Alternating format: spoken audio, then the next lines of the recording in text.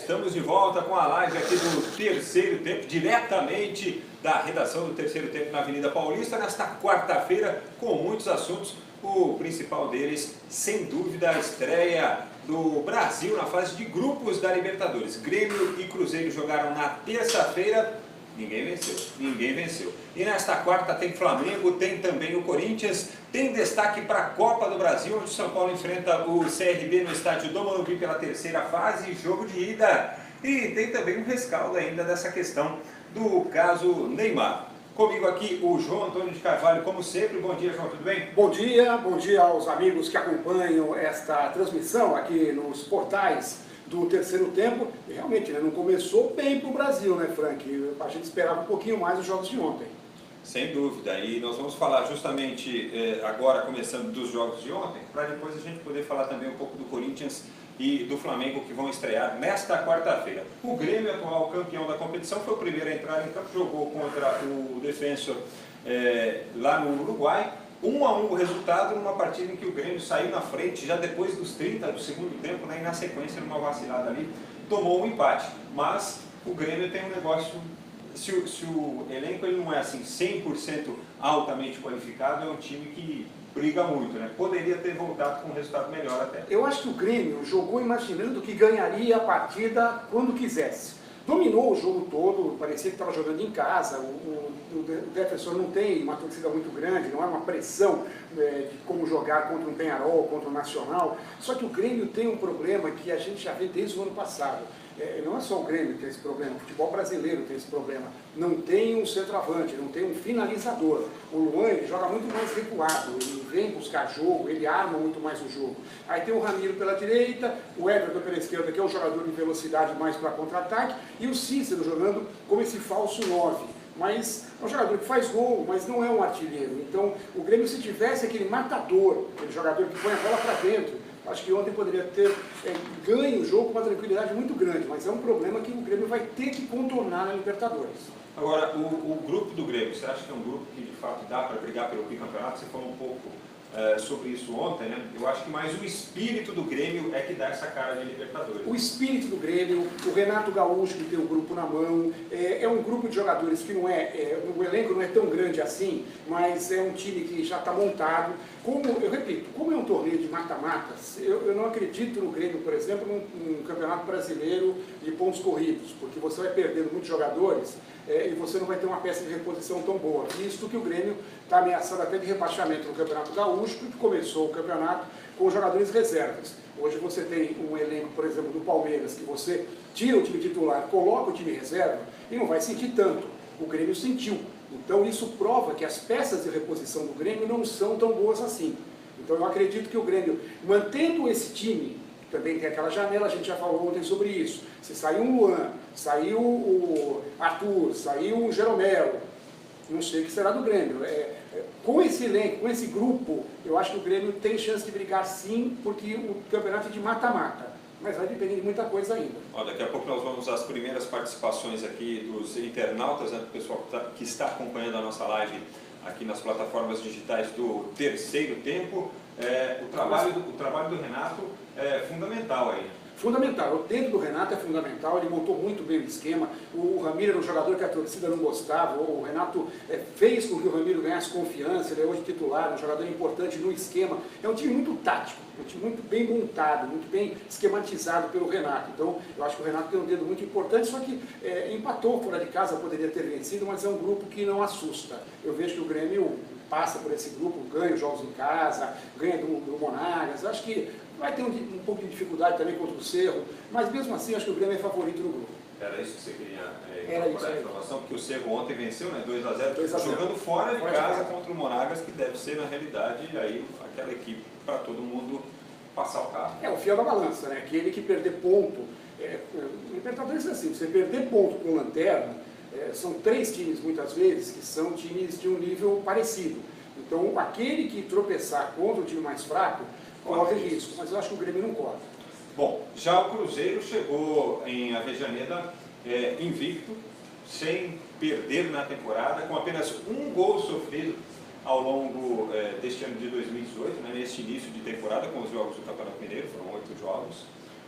e tomou 4 gols. Mas você disse ontem, né, Frank, é diferente. O parâmetro do Campeonato Mineiro em relação ao Racing jogando em Avejaneda é diferente. O Lautaro Martins acabou com o jogo, fez 3 gols, Centurião mais uma vez não teve uma grande partida. Conseguiu dar uma assistência lá no quarto gol. Ainda conseguiu, mas ainda não é aquele jogador... Continua sendo o Centurião. Ainda não é aquele jogador que saiu e veio para o São Paulo. Depois do São Paulo ele caiu demais. Agora o Cruzeiro eu vejo que teve problemas que influenciam. O Fábio não jogando, não que o Rafael tenha tido culpa nos gols, não é isso. Mas você sabe que o mas eu acho que no último ele...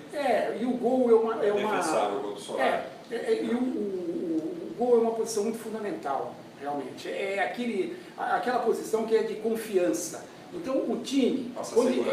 aí o time olha para trás, ó, tá aqui o Fábio, tranquilo. Aí o time olha para trás, vê o Rafael que não joga sempre. Aí fala, bom, vamos ter que tomar mais cuidado. E a saída do Fred também foi importante. O Fred com 5 minutos de jogo de lesão teve que deixar a mão. O Fred é aquele jogador que ele é o fazedor de gols, que a gente já falou agora que o Grêmio não tem, é aquele jogador que preocupa o adversário. Então, quando o Fred saiu, o zagueiro fica mais tranquilão, já sabe que não vai ter, que pode descuidar em algum momento, que não vai estar o Fred lá para colocar a bola para dentro. Então, acho que esses 2 fatores contribuíram muito para a derrota do Cruzeiro, que não fez um jogo ruim, fez um jogo bom, até certo ponto conseguiu equilibrar contra o Racing em alguns momentos. Depois, aí, quando levou mesmo o 3º gol, já ficou mais difícil. Também o Cruzeiro não contou com o Léo e com o Edilson, né, que estavam suspensos. O Edilson ainda cumprindo punição por conta da decisão da Libertadores do ano passado, quando ele jogava pelo Grêmio. Então ele perdeu um pouco da base da equipe titular. Mas mesmo assim, a equipe do Racing, dos 4 gols, 4-2 a partida, né, para o Racing, 3 de bola parada. 2 cobranças de falta, uma cobrança de escanteio. Curiosamente, os 3 gols do Lautaro Martins, que é um garoto de 20 anos que está assombrando lá o futebol argentino. Ontem, inclusive, o Sampaoli acompanhando a partida, deve ter gostado muito do que ele viu. Esse menino deve aparecer nas próximas convocações. E é o que a gente fala do Grêmio, a gente pode falar desse time do Racing. Que esse jogador também é um daqueles que a partir de agora já começa a ficar no radar do futebol europeu para a janela do meio do ano. E você sabe muito bem, porque o europeu adora jogador argentino. Em muitos momentos, até mais do que o jogador brasileiro, até talvez pela adaptação, porque o jogador brasileiro que demora para se adaptar. Né? Então já é um problema para o Racing. Você tem que ficar de olho se vai perder ou não esse jogador. Alemães e italianos já estão de olho e alguns garantem até que o Borussia teria apresentado uma proposta já pelo jogador. E na Itália, a Internacional seria o interessado. Só as primeiras participações aqui, João. O Riquelme Dagi mandando um palpite aqui para Corinthians e Milionários e Corinthians, né, no caso, o jogo de hoje, 9h45 da noite lá no El Campinho, 4-0 para o Milionários. Obviamente que ele não é corintiano, né? O Hélio Barbosa de Lima, Corinthians bimundial, tá lembrando aqui, Flávio Nunes, bom dia Flavião. André Deco, olá pessoal. Patrick Tuller, brincando aqui com o Palmeiras, Gilson Franco, Erandir França, o José Oliveira, todos corintianos, hein? O Jean Aguiar, Leonardo Monteiro, Flamengo campeão da Libertadores 2018, estreia hoje o Mengão, vamos falar daqui a pouco. O Giovanni Tobias também participando conosco, Gabriel de Melo Adolfo, o Iago Bruno acha que hoje vai ser 3-0 para o Flamengo, José de Oliveira, o Wagner Lúcio, também Oliveira, deve ser parente, né, que eu também sou Oliveira. O Maciel Filho Florencio, participando conosco, bastante gente participando aqui, mandando aquele like esperto, aquele joinha. O Antônio Carlos Brandão, diz que o Corinthians hoje perde 4, sei lá, rapaz, eu acho que não, hein. O Lin Oliver, tem muita gente se baseando aí no jogo do Corinthians, para a gente entrar nessa estreia aí de Corinthians e Flamengo, tem muita gente se baseando na colocação do... Ontem, inclusive, recebi mensagens no WhatsApp, perguntando, muita gente se baseando na colocação do Milionários no campeonato colombiano. O Milionários está ali flertando com a zona do rebaixamento, foram apenas 5 jogos aí no campeonato nacional, só que é aquela coisa. A prioridade para esses times é a Libertadores. Tanto o Milionários quanto o Júnior, que é o adversário do Palmeiras na quinta-feira, estão atuando no Campeonato Nacional com time reserva. E ganhou recentemente a Superliga, a decisão contra o Atlético Nacional, que é um time fortíssimo, ganhou por 2-1, 2 gols do Ovelar, que joga hoje contra o Corinthians. Então muita gente começa o seu campeonato pensando mais na Libertadores. E eles estão jogando com reserva. E é o que a gente falou, é um time que não tem realmente essas equipes de fora. Se no Brasil já é difícil você ter um grande elenco, você tem mais dinheiro aqui, imagina na Colômbia, imagina no Paraguai, imagina no Chile. Essas equipes, elas jogam com uma formação reserva que com certeza é bem inferior ao time titular, isso não tem dúvida. Então não adianta falar do campeonato regional, do campeonato nacional, que isso não altera, é um tiro de lado completamente. Ó, o Edson Roberto Junqueira aqui, João, ele lembra do Martínez, né, que fez os 3 gols ontem contra o Cruzeiro. O Solari fez o 4, que não é aquele antigo Solari, é sobrinho. É sobrinho do Solari. Avisem o Rafinha que gol cara a cara não se perde na casa do adversário. É que ontem o Cruzeiro perdeu por 4-2, mas teve a oportunidade até de vencer a partida. É curioso falar isso. Né? O jogo foi muito bom, foi um grande jogo. A partida estava 1-0, o Cruzeiro empatou e na sequência teve a oportunidade de virar o jogo com bola na trave, apertando ali a defesa do Racing, que se perdeu um pouquinho ali, mas foi um negócio momentâneo. Só que aí o castigo veio na sequência, tomou logo o segundo, em outra bola parada, em outra cobrança de falta, né, com o Lauta. A cobrança não foi uma cobrança de falta direta, né, mas foi uma jogada ensaiada. E aí o Cruzeiro acabou se perdendo, mas mesmo assim, com 2-1 no segundo tempo, perdeu um gol sem goleiro, o Rafinha. Isso não dá para crucificar o Rafinha, a defesa também bateu muito cabeça. Claro. Então, o time todo perdeu, mas o Cruzeiro tinha condição, sim, de sair lá com um resultado melhor. Acabou se desequilibrando ali. Ainda, antes da gente falar mais de Milionários e Corinthians, só lembrando dos jogos de ontem, eu falei do 2-0 do Cerro sobre o Monagas. Pelo grupo 2, o Cruzeiro está no grupo 5, tem ainda o Vasco e a Universidade de Chile. As duas equipes vão estrear na fase de grupos no dia 13. E o Cruzeiro corre risco, sim. Joga bem, agora tem duas equipes mas tem o Racing que começou vencendo. A Universidade de Chile é um time que tem uma certa tradição. E o Vasco, aquilo que a gente falou ontem, vai ser talvez, o time que é o mais fraco do grupo, vai ser aquele time que vai talvez... Com o Cruzeiro, o nivelamento, o equilíbrio vai ser maior. Porque são dois times brasileiros, do que contra o time. E o Colo-Colo perdeu para o Nacional jogando lá no Chile por 1-0. O gol foi do Vladimir Hernandes, aquele mesmo que era do Santos até um mês e meio atrás. Os da Colômbia ficaram loucos para repatriá-lo. O Nacional conseguiu levá-lo e ele jogou um bolão. E sabe quem jogou demais também ontem? Valdívia. Falando, ninguém acredita. Valdívia jogou demais ontem pelo Colo-Colo. Claro, o Colo-Colo acabou perdendo, mas aí são dois jogadores que atuaram no futebol brasileiro que... Não é falando, ninguém acredita. O Valdívia, ele tem um nível técnico excepcional. Não dá para discutir isso. A gente discute o chinelinho do Valdívia, que não jogava quase nunca, jogava quando queria, arrumava confusão. Quando ele queria jogar, ele jogava demais. Ele sempre jogou muito pelo Palmeiras. Tanto que ele saiu, voltou, a segunda passagem não foi tão boa que nem a primeira, mas de qualquer jeito, ele é um ídolo da torcida. O torcedor do Palmeiras gosta do Valdívia, apesar de tudo que ele aprontou. Então eu acho que o Valdívia é um jogador acima da média. Então não é surpresa ele ter jogado bem. Quando ele não está lesionado e quando ele está bem, né? Quando ele dorme direito. É difícil. É o que a gente fala, o problema é a parte fora de campo. Na hora que ele entra no campo, ele e a bola, eles se dão bem. Ele conhece bem aquele negocinho redondo. Não é que tem alguns aí que... Tem que ser apresentado. Tem que ser apresentado, e pior é que eles não conseguem ser apresentados, né? A gente vê muita gente que passa a carreira inteira e não consegue saber o que é aquilo. Bom, o Wellington Silvério cumprimenta a gente aqui, dá um bom dia. O Fábio Silva também. Erandir França conversando conosco. O Júlio César participando aqui da nossa live também. O Janderson Araújo. Luiz Carlos Bom Tempo. Geilson Ciclone Costa, o louco. Tarcis Correia, a Cláudia Regina Freitas, vai Corinthians, tamo junto, bom dia terceiro tempo, bom dia Cláudia. Bom, vamos falar então do Timão, porque contra o Milionários, uma equipe tradicional da Colômbia, a gente já falou da situação do campeonato, que não é para se basear por isso, mas falando do Corinthians, Carille dá mostras de que encontrou a maneira do time jogar, ou pelo menos aí o esquema que ele quer adotar, porque ele vai, mesmo sem o Rodriguinho, manter o Corinthians sem aquela referência, né? Confirmou que o Matheus Vital será o substituto.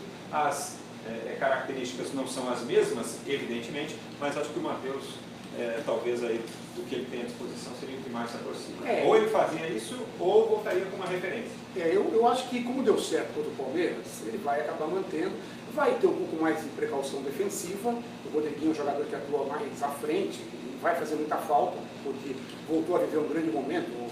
O que ele jogou no sábado contra o Palmeiras foi uma enormidade. Aquele gol lá, eu até recebi algumas informações, alguns comentários, né, em Facebook, que o Rodriguinho só fez uma coisa ruim naquele gol. Ele foi absolutamente, ele não foi um bom esportista, porque ele devia ter ido lá depois e dado uma mão para levantar os dois jogadores do Palmeiras. Fair play, uma educação e tal. É que talvez os dois passaram tão lotado, estavam tão longe, já que não deu para o Rodriguinho ajudar eles, né, porque eles foram parar no outro lado do campo. Né. Mas eu acho que o Corinthians corre risco, sim. É uma equipe forte, uma equipe que tem alguns problemas. O técnico acabou saindo, está fora por um problema de virose, né? O Miguel Angel Russo, que é um baita treinador, mas tem aí dois bons atacantes. O Corinthians, eu acho que o Corinthians é um dos favoritos para ganhar a Libertadores, da mesma forma que eu entendo como o Grêmio. Um time que tem técnico, está na mão do técnico, é um time muito tático, um time que é focado em jogos de Libertadores, é um time que não foge do pau. Agora, depende muito, né, do que vai acontecer. Eu acho que o Corinthians é um jogo importante hoje, porque a gente tem um grupo independente, que é um time muito forte. Então, se o Corinthians começar com um resultado ruim, vai ter que correr atrás. Hoje o empate já para o Corinthians é excepcional. Independente e Deportivo Lara jogam nesta quinta-feira para completar esta primeira rodada no grupo do Corinthians, que é o grupo 7. Né?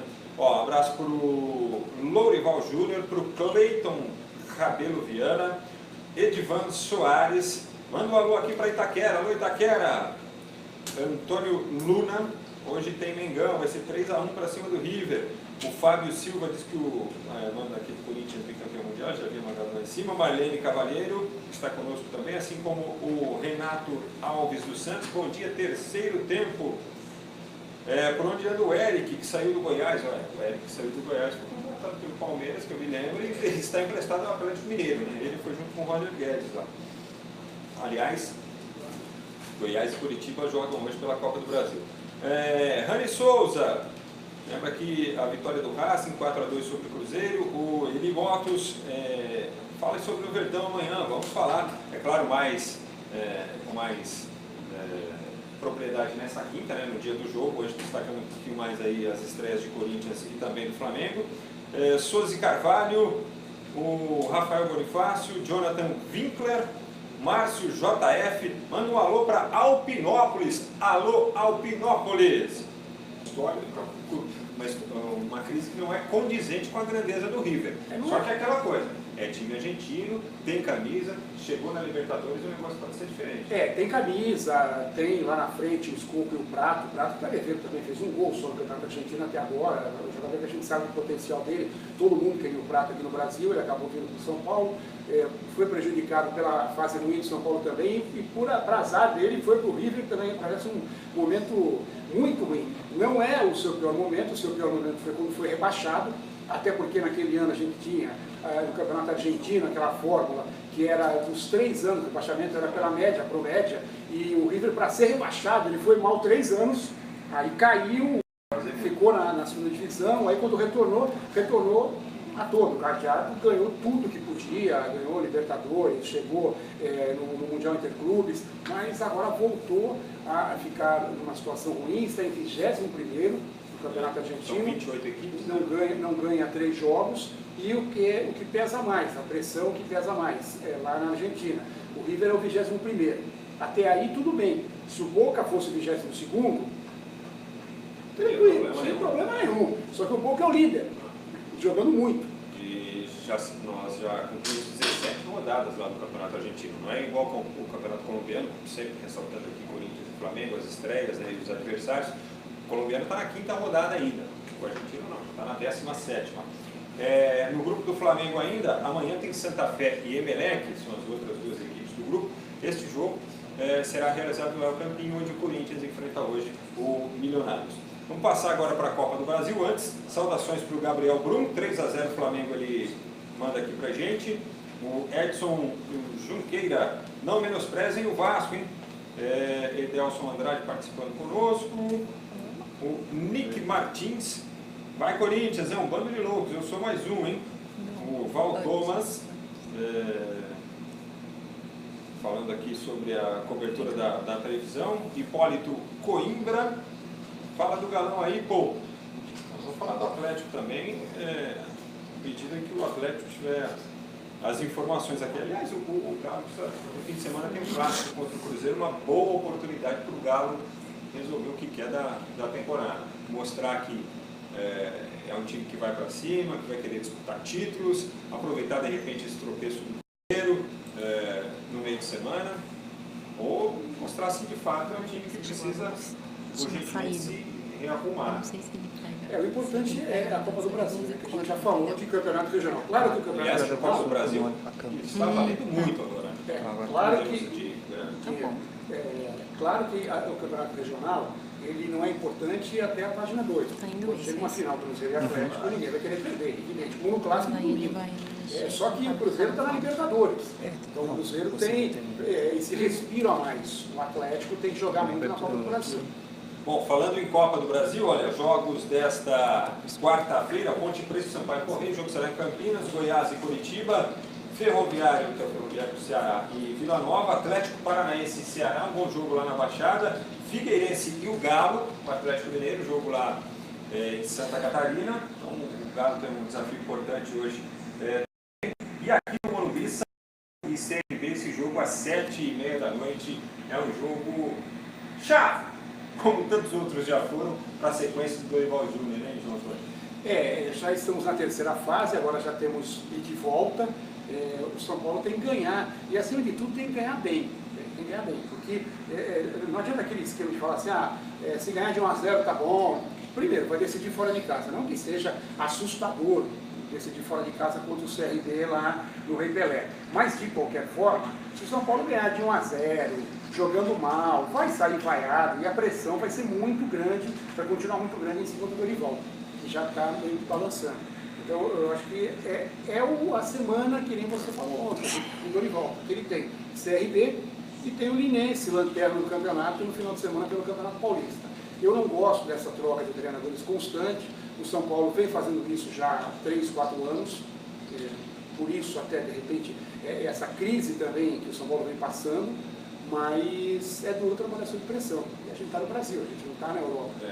E Dorival Júnior deve manter o Valdívia no time no jogo de hoje. Né? Deve ficar com a vaga do Nenê.